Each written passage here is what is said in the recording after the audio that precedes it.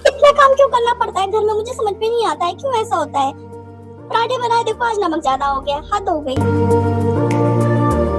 Good morning friends, welcome back to our channel the Priya vlog. तो आज दिन की शुरुआत होती है बारिश के साथ और देखा तो कूलर में काफ़ी सारे मच्छर से दिख रहे थे, तो फटाफट से मैं कूलर को साफ़ करती हूँ।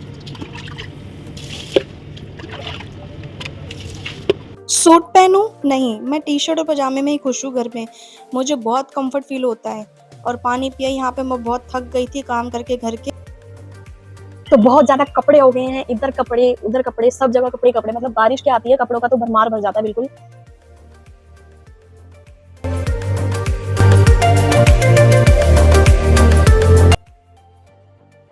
बहुत दिन हो गए सर में तेल नहीं लगाया, इस वजह से बाल बहुत ज़्यादा झड़ रहे हैं और काफ़ी रफ हो गए हैं, तो थोड़ी सी चम्पलिंग कर लेती हूँ। और देखो हाथ लगाते ही ना बिल्कुल हाथ से यूँ निकल के आ रहे हैं बाल।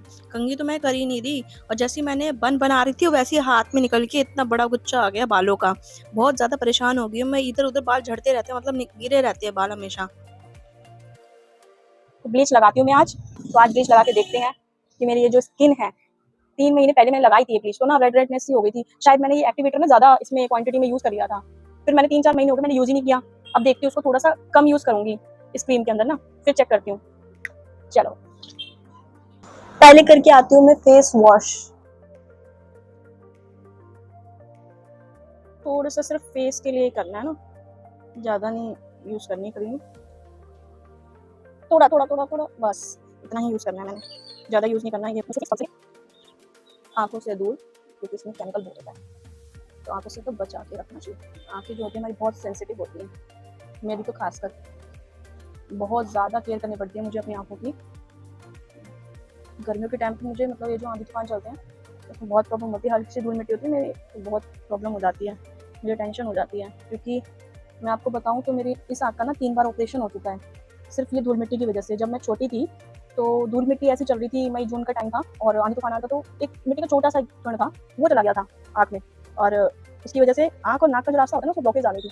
तो जो नाक से निकलता है गंद, वो आँख से निकलने का रास्ता जो है वो उल्टा हो गया, और इसकी वजह से ही 3 बार ऑपरेशन हुआ मेरी आँख का। और लास्ट जो ऑपरेशन हुआ ना, उसमें तो डॉक्टर ने क्लियर बोल दिया था कि इस बार अगर ऑपरेशन सक्सेस रहा तो आँख सही हो जाएगी, अदरवाइज फिर कभी नहीं हो सकती आँख। इसी वजह से ना जब मैं ऐसे करती हूँ तो यहाँ पे देखते हो निशान हल्का सा है, छोटे में हुआ था ना तो स्किन बढ़ती है हमारी तो ठीक हो जाता है, निशान इतना दिखता नहीं है। लेकिन फेस वॉश करने के बाद ना थोड़ी चमक तो आई है। अब इसमें लगा लेते हैं हम फेस पैक है, ये VLCC का ही फेस पैक है, तो इसे लगा लेती हूँ ताकि जो थोड़ी बहुत जलन हो रही थी ना वो ठीक हो जाए। तो काफ़ी टाइम इसे सूखने में, तो फटाफट से मैं बर्तन धो लेती हूँ।